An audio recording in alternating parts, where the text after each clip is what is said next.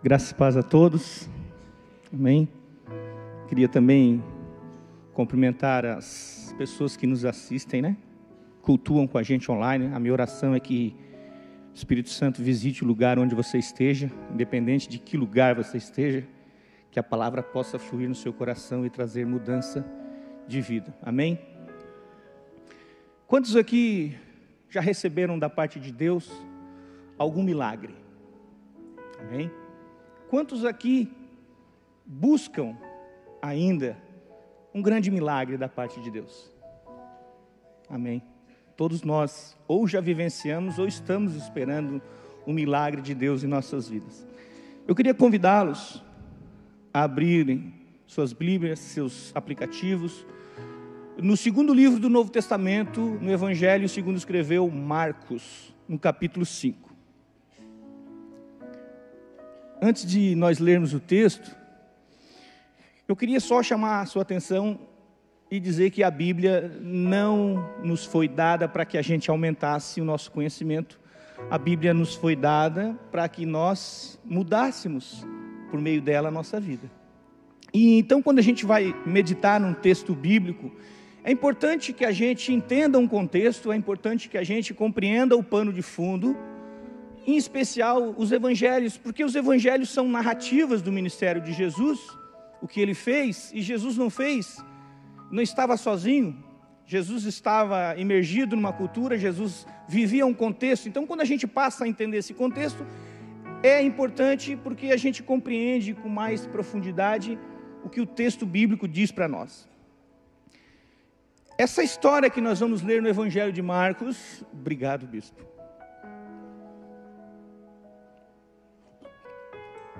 Essa história que a gente vai ler no Evangelho de Marcos, ela fala de dois personagens. E esses dois personagens nos ensinam duas características importantes da nossa fé cristã, que nós vamos ver no texto. O primeiro personagem é Jairo. A história vai dizer que Jairo, ele é líder religioso, ele é líder de uma sinagoga. Para que você entenda o que é uma sinagoga, diretamente, sinagoga era a igreja do judeu.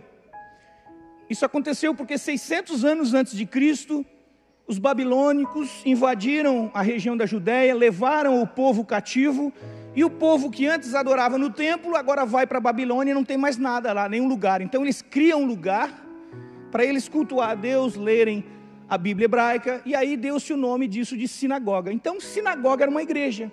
E as sinagogas eram muito parecidas com isso aqui. Havia um lugar onde o público ouvia a Torá, ouvia a palavra de Deus, a lei de Deus.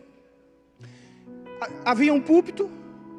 No púlpito costumeiramente tinha-se 3 cadeiras. A cadeira do centro, que era do líder da sinagoga, Jairo. A cadeira da direita era do seu pastor auxiliar. E a cadeira da esquerda era uma cadeira que ficava vazia porque era reservada para os convidados. Uma criança de 12 anos, se fosse menina, já podia ler a Torá na reunião. Um menino de 13 anos já podia ler a Torá. Porém, cria-se que só a partir dos 30 anos tinha-se maturidade para ler a Torá, interpretar a Torá e ensinar o povo. Talvez seja por isso que Jesus começou o seu ministério com 30 anos. E de fato ele vai numa sinagoga, quando inicia o seu ministério, ele lê Isaías 61, ele interpreta Isaías 61 e fala que aquilo ali é sobre ele.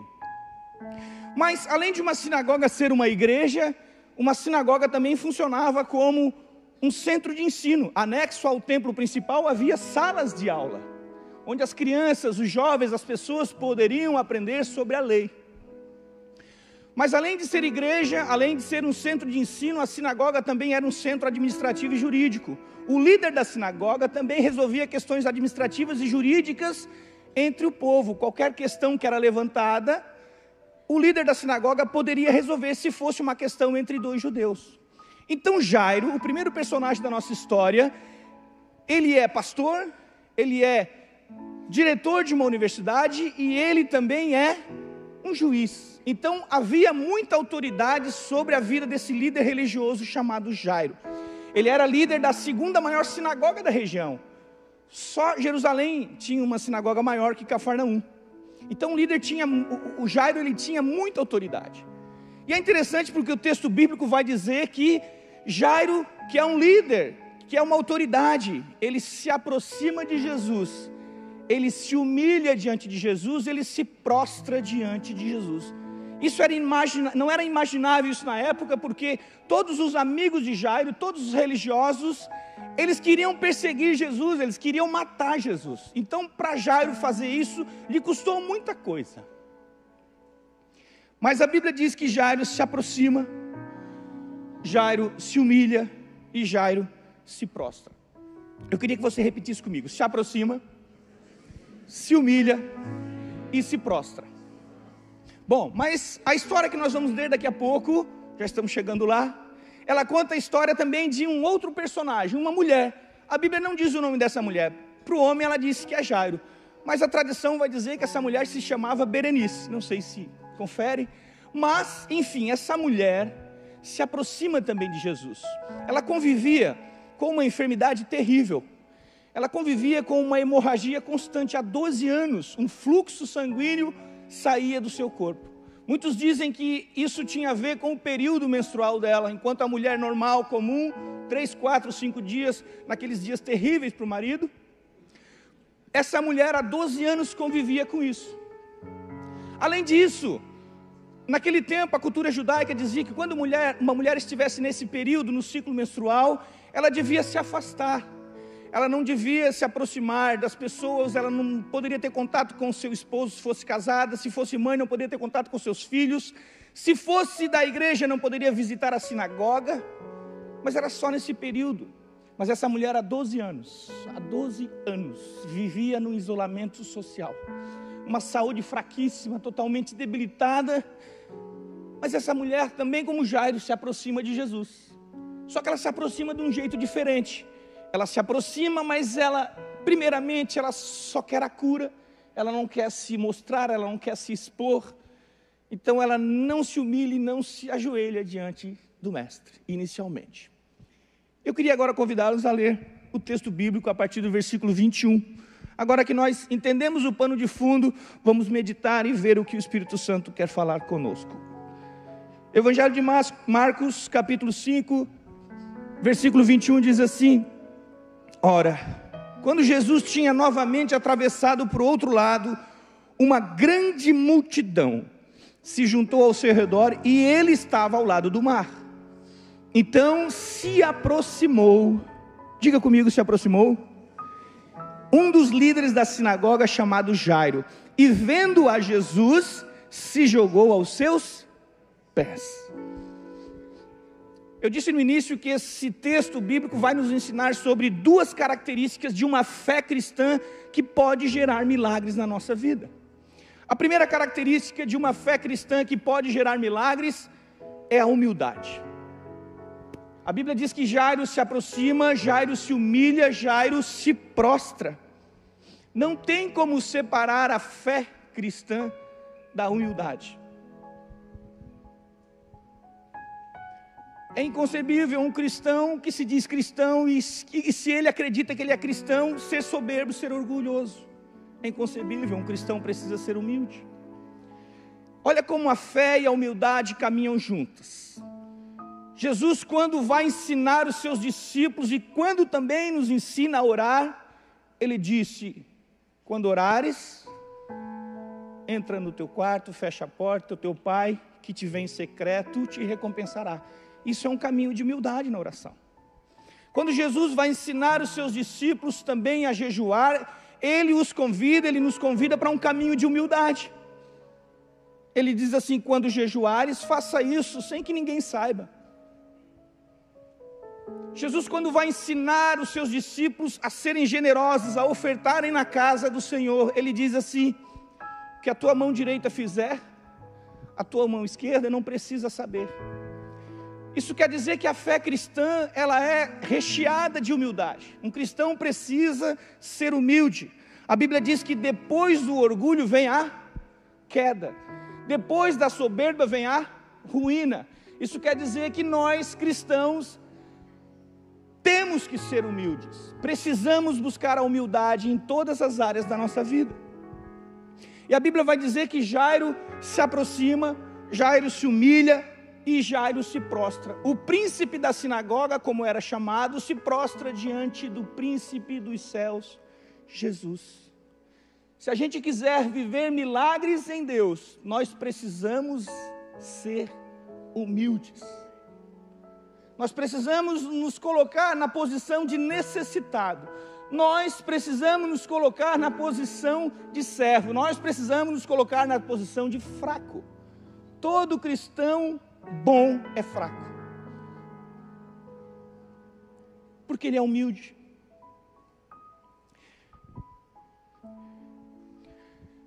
Repita comigo: se aproximar. A Bíblia diz: se achegai-vos a Deus, e Ele se achegará a vós. Repita comigo: se humilhar. A Bíblia diz que todo aquele que se humilha diante de Deus será por Ele exaltado. Repita comigo: se prostrar. A Bíblia diz que um dia todo joelho se dobrará perante o nome de Jesus. Então não há outro caminho se você quer viver uma fé que gera milagres, uma fé onde você vai colher milagres em Deus. Você precisa entender, não há como se você não ser humilde, se nós não sermos humildes. Veja o que diz o versículo 23, continuamos a ler. E Jairo insistiu intensamente. Olha que interessante, além de ele insistir, ele fez isso de forma intensa. Jairo insistiu intensamente com Jesus, dizendo, olha o motivo pelo qual ele se aproxima de Jesus, se humilha e se prostra. Ele diz: minha filhinha está à beira da morte, por favor, venha e ponha suas mãos sobre ela, para que ela fique bem e viva. A filha de Jairo, que tinha 12 anos, está à beira da morte. E é claro que vocês hão de convir comigo que todo sofrimento gera angústia. Qualquer sofrimento que seja o seu, que você esteja passando, ele está te deixando angustiado. Mas se esse sofrimento que gera angústia te aproxima de Jesus, tenha certeza que Jesus irá consolá-lo, Jesus irá abençoá-lo, para que você possa consolar e abençoar outras pessoas. E é interessante porque Jairo está suplicando por uma causa muito nobre. A filha dele estava à beira da morte, o texto diz. E é interessante porque ele diz assim, ó: Jesus, vem comigo até a minha casa. Ele poderia fazer como outros nos textos bíblicos falaram quando foram a Jesus, disseram assim: ó Jesus, eu não sou digno que tu entres na minha casa, diga apenas uma palavra, e o meu filho ou o meu servo ficará curado. Não, Jairo não queria só isso, Jairo não queria só a cura. Parece que Jairo queria mais. Jairo queria que Jesus entrasse na sua casa. Talvez porque Jairo sabia que todas as casas em que Jesus entrou, nunca mais permaneceu a mesma. Jesus, quando entra numa casa lá em Caná da Galileia, ele transforma a vergonha da falta de um vinho, a alegria de um vinho bom. Jesus, quando entra na casa de um Simão chamado fariseu, ele traz dignidade a uma mulher que era rejeitada. Jesus, quando entra na casa de Simão, ele traz salvação àquela casa. Jesus, quando entra na casa de Lázaro, Marta e Maria, ele coloca em ordem as prioridades daquela casa. Quando Jesus entra numa casa, a casa será mudada. Jairo tinha essa convicção, talvez seja por isso que Jairo queria tanto que Jesus fosse à sua casa. E olha o que acontece, olha o que o versículo 24 diz. Então Jesus foi com ele. Jesus foi com quem? Com ele, com Jairo. Quem está levando Jesus para sua casa? Jairo. E eu gosto de imaginar, eu gosto de conjecturar. Se a gente entender que é conjectura, está tudo bem. Eu gosto de pensar que Jairo estava aflito, e agora ele chega perto de Jesus. Jesus diz assim: eu vou até a tua casa. Eu acho que talvez Jairo não se conteve na alegria, porque ele sabia que o Criador do universo estava indo até a sua casa. O milagre de Jairo estava chegando. Talvez Jairo agora está alegre, talvez a Bíblia diz que havia uma grande multidão pressionando Jesus.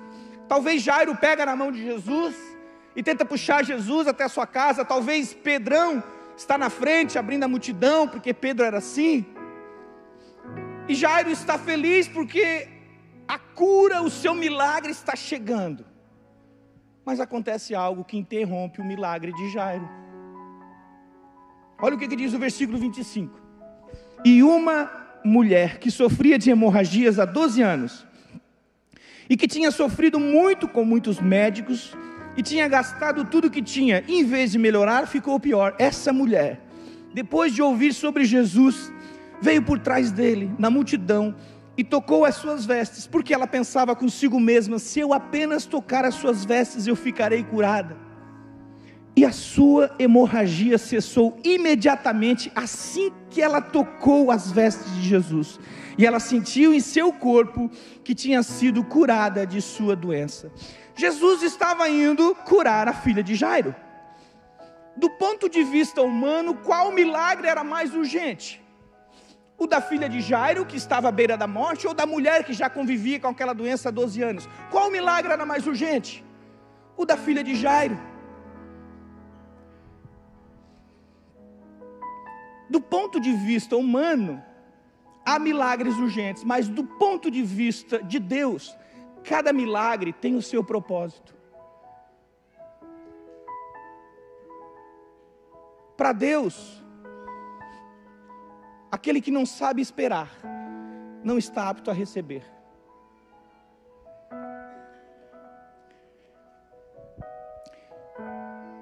O milagre de Jairo é interrompido quando ele estava prestes a receber o seu milagre. A mulher se aproxima de Jesus, mas lembra de Jairo? Quando Jairo se aproxima, ele se humilha, ele se prostra. A mulher, pelo contrário, ela chega perto de Jesus, mas ela não queria se expor.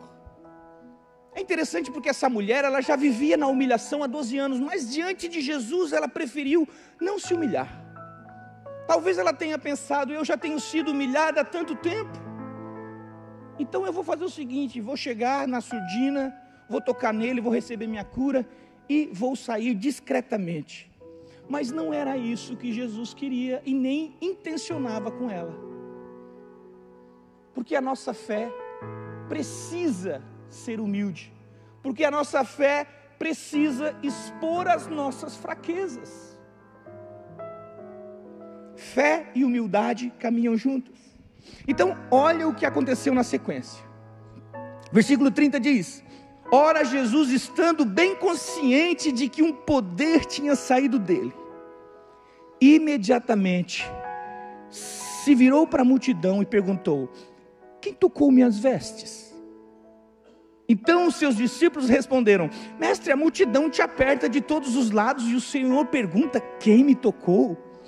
Mas Jesus continuou a olhar ao redor para ver quem tinha lhe tocado. Essa história ela é contada nos 3 primeiros evangelhos, Mateus, Marcos e Lucas. É interessante que cada autor dá o seu ponto de vista, traz uma narrativa de certa forma, segundo a sua perspectiva.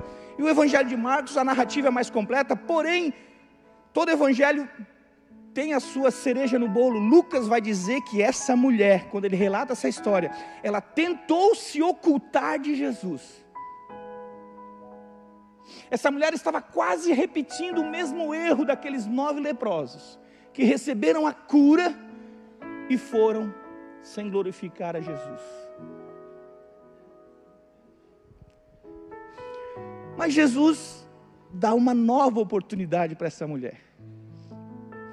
É como se Jesus estivesse dizendo para ela: filha, a sua fé para gerar milagre precisa ser uma fé humilde. Você precisa se expor, você precisa ter humildade. Talvez Jesus poderia ter falado para ela assim: se você soubesse o que Jairo fez, com toda a autoridade que ele tinha, se você percebesse o que Jairo fez.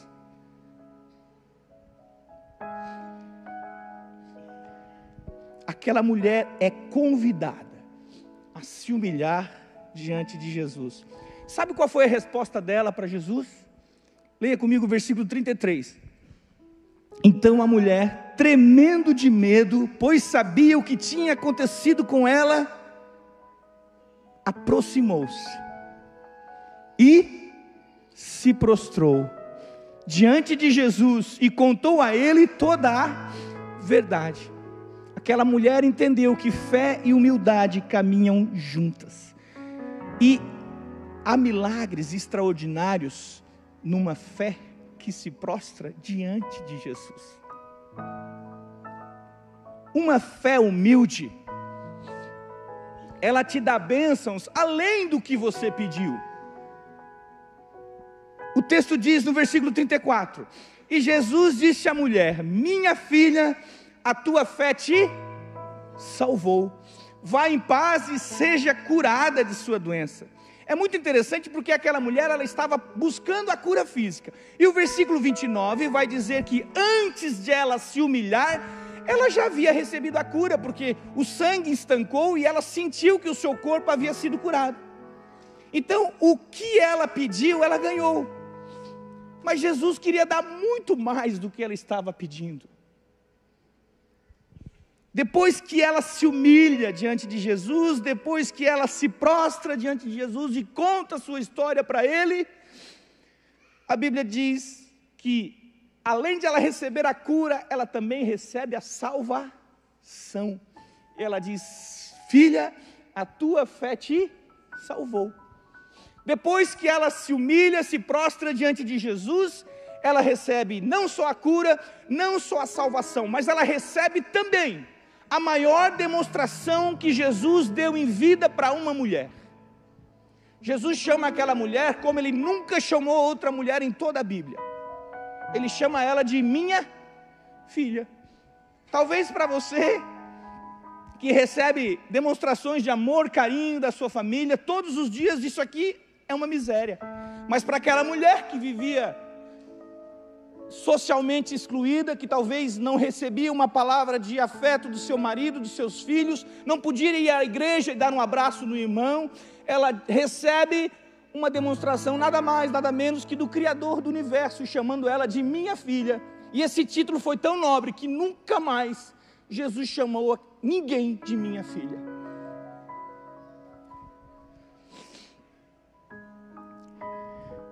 A humildade nos reserva bênçãos muito mais do que pedimos. Qual a primeira característica então de uma fé que gera milagres? O texto bíblico diz: humildade. Sejamos humildes. Mas existe uma segunda característica de uma fé que pode gerar milagres na sua vida, e milagres extraordinários. Leiamos o versículo 35. Enquanto Jesus ainda estava falando com aquela mulher, alguns homens vieram da casa do líder da sinagoga Jairo e disseram para ele: olha, a sua filha está morta. Por que continuar incomodando o mestre? Ignorando o que eles tinham falado, Jesus disse ao líder da sinagoga: Jairo, não tenhas medo, tão somente creia. A espera testa a nossa perseverança. A espera testa a nossa perseverança. Abraão recebe a promessa de um milagre aos 75 anos de idade. Ele vai usufruir do nascimento do filho 25 anos depois, quando já tem 100 anos de idade. Davi é ungido rei por Samuel, mas ele só ascende ao trono, só recebe a coroa 22 anos depois. José sonha que vai ser governante no Egito, mas ao invés de ele ir para o palácio, os irmãos o jogam num poço. Do poço ao palácio se passa 13 anos. Falar em perseverança, falar em espera, numa sociedade que prefere um buffet livre do que um à la carte, porque não tem mais paciência para esperar um prato por 30 minutos. É difícil. Falar de perseverança para uma geração que tem toda a informação a um clique na palma de sua mão. Mas às vezes a gente se esquece que um dos atributos de Deus é a longanimidade. Por quê? Porque Deus não se limita no tempo. Deus não tem problema com o tempo. Quem tem problema com o tempo somos nós. Por isso que para algumas pessoas, como essa mulher do fluxo de sangue, o milagre foi instantâneo. Porque Deus tinha um propósito para ela. Qual o propósito do milagre da mulher? Que ela entendesse que ela precisava ter uma fé humilde. Mas para algumas pessoas, o milagre não é instantâneo, o milagre é um processo. E por que para Jairo o milagre foi um processo? Porque Jesus estava querendo ensinar ele sobre algo: perseverança. Então eu pergunto para nós teríamos fé suficiente para ver Jesus atrasar o nosso processo, para acelerar o processo de alguém? Nós teríamos fé suficiente para ver Jesus acelerar o milagre de alguém e atrasar o nosso milagre? Nós teríamos fé suficiente para ouvir alguém testemunhar algo que seria o nosso milagre? A filha de Jairo morreu. Jairo poderia pensar: a minha filha morreu porque o milagre dessa mulher atrapalhou o meu milagre. Jairo poderia pensar: a minha filha morreu porque Jesus deu prioridade ao milagre dela e não ao meu milagre. Jairo até poderia questionar Jesus, dizendo: Jesus, ao meu ver, o meu milagre era mais urgente.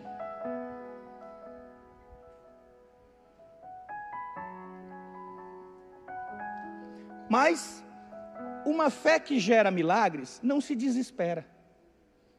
Jairo não se desesperou, porque ele já havia recebido a promessa que Jesus entraria na sua casa. Na espera do nosso milagre, a gente às vezes desanima.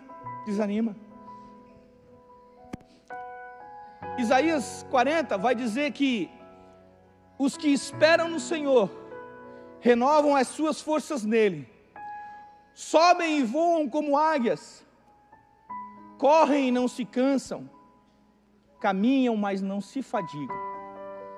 E diz que vai se renovando. Perceba que a vida de quem espera no Senhor tem ritmos diferentes. Às vezes a gente está voando, às vezes a gente não consegue voar, então está correndo, mas às vezes a gente não consegue nem correr, está só caminhando, mas a gente não se desespera.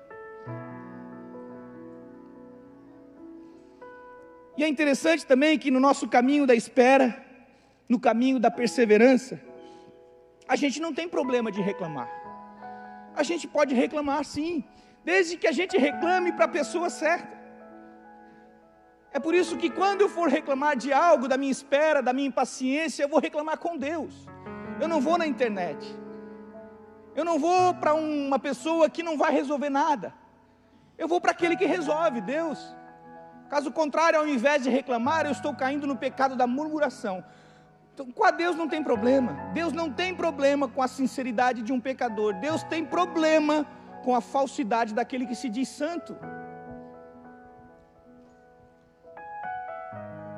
Quando a gente vai falar de espera, quando a gente vai falar de espera de um milagre, a gente lê muito isso na história de Jó.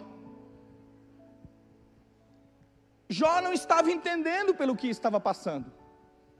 A Bíblia começa dizendo primeiro quem Jó era, e depois disse o que Jó tinha.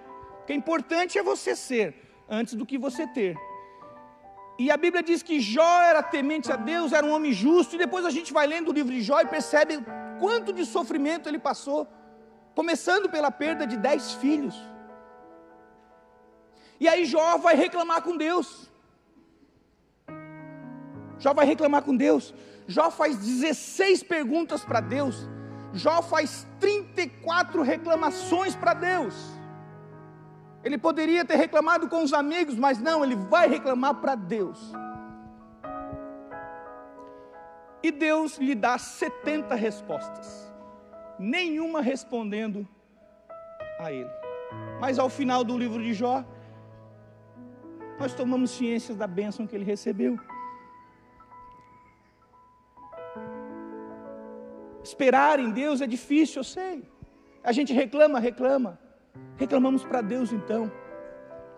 Hebreus vai dizer que a fé é o firme fundamento das coisas que se esperam, e a prova das coisas que não se veem. Fé envolve, além de humildade, perseverar. E Jesus disse para Jairo: Jairo, não temas, apenas creia. Jairo poderia inclusive reclamar para Jesus. Talvez se Jairo reclamasse para Jesus, talvez a resposta de Jesus seria essa: Jairo, presta atenção. O que essa mulher recebeu, Jairo? Ao que Jairo responderia: cura, Senhor. E aí Jesus diria: pois é, o milagre dela foi a cura, mas o teu milagre vai ser muito mais que cura, vai ser ressurreição. Talvez Jairo reclamasse para Jesus, ao que Jesus lhe diria também: Jairo, onde foi que essa mulher recebeu o seu milagre? Na rua. Jairo, sabe aonde você vai receber o seu milagre? Dentro da sua casa. Humildade e perseverança. Leia comigo o final dessa história, para nós encerrar.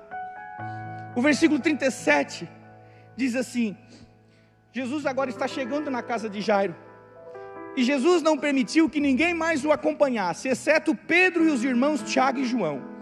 Eles foram até a casa do líder da sinagoga. Jesus, quando chegou, notou o tumulto, com as pessoas chorando alto e pranteando. E tendo entrado, Jesus disse a eles: por que vocês fazem tumulto e choram? Jesus era enigmático, né? A criança não está morta, mas dorme. Mas aquelas pessoas riram de Jesus na sua frente. Mas ele os tirou todos de lá, e levando consigo apenas o pai da criança, a mãe da criança, além de Pedro, Tiago e João, entrou no quarto onde a criança estava. E tendo pegado a mão da criança, disse: Talita cum, que é um termo aramaico, a língua que Jesus falava, que significa: menina, eu lhe digo, levante-se. Imediatamente, diz o versículo 42, a criança se levantou e começou a correr alegremente em volta deles, pois tinha apenas 12 anos. E todos ficaram completamente maravilhados. Jesus disse para aquela menina: levante-se, porque o seu pai se aproximou de mim. Levante-se, porque o seu pai se prostrou diante de mim. Levante-se, menina, porque o seu pai se humilhou. E mais, levante-se, porque o seu pai perseverou. E agora ele presenciou o seu milagre. Jesus certamente teria dito: menina, levante-se, porque as lágrimas de um pai, as lágrimas de uma mãe, não passam despercebidos na minha presença. Uma fé humilde, uma fé perseverante, levou cura e salvação à casa de Jairo. A sua fé humilde, perseverante, vai levar cura e salvação para a sua casa. Faça como Jairo, faça como aquela mulher que entendeu essas duas características. O livro de Josué diz: eu e minha casa serviremos ao Senhor. Provérbio diz que a maldição mora na casa do ímpio, mas a bênção mora na casa do justo. Atos diz: crê no Senhor Jesus e será salvo tu e a tua casa.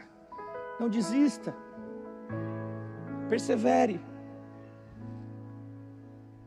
Se você quer viver milagres em sua vida, busque a humildade, busque perseverar. Seja humilde e seja perseverante até viver o seu milagre. Amém? Se coloque de pé. Queria convidar o pastor Telmo.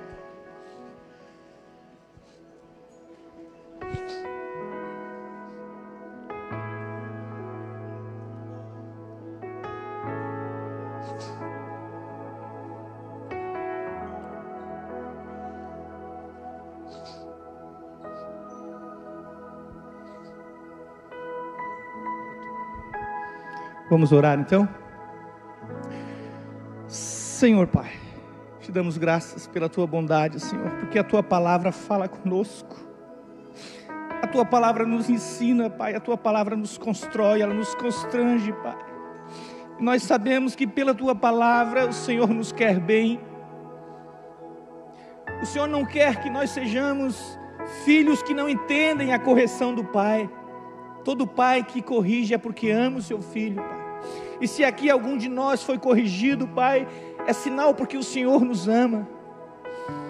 Oh Deus, nos ensina pela tua palavra, através da convivência com o Espírito Santo dia a dia, Pai, que nós possamos ter consciência da presença desse Deus que habita em nós e que nos traz humildade, Senhor, para que nós possamos viver milagres em Ti, Senhor, e que possamos testemunhar, para que somente o Teu nome seja glorificado no nosso meio, Pai.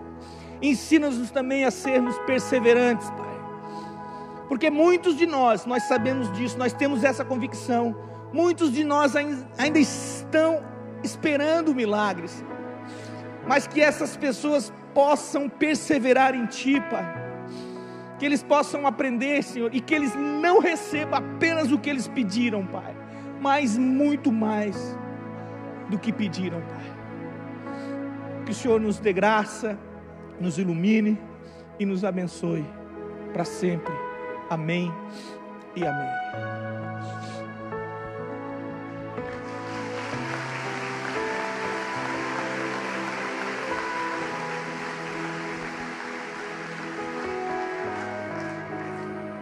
Eu já vou encerrar. Eu ouvi um pregador dizer uma vez que a mulher tinha 12 anos com fluxo de sangue. A menina tinha 12 anos de idade. E talvez, quando aquela menina nasceu, uma mãe ficou com fluxo de sangue. E corre-se o risco, não está na Bíblia e não é, de que aquela menina seja filha dessa mulher. Bom, mas eu sei que, independente disso, talvez a sua cura, mãe, a sua cura, pai, vai liberar bênção para seus filhos, porque primeiro você, o coração dos pais primeiro se converte aos filhos, Malaquias, depois o coração dos filhos se converte aos pais, que eu e você possamos ter o nosso coração convertido primeiro ao Senhor, e depois aos nossos filhos. Eu recebo essa palavra. Obrigado, Adriel, me abençoou muito. Quem recebeu essa palavra, leva isso como uma semente no seu coração. Se aproxime, se ajoelhe, se humilhe e persevere, em nome de Jesus. Que o amor de Deus Pai, a graça do Filho e a comunhão com o Espírito Santo estejam com todos. Vá em paz, dá um abraço a alguém antes de ir embora. Abençoa a vida de alguém, em nome de Jesus.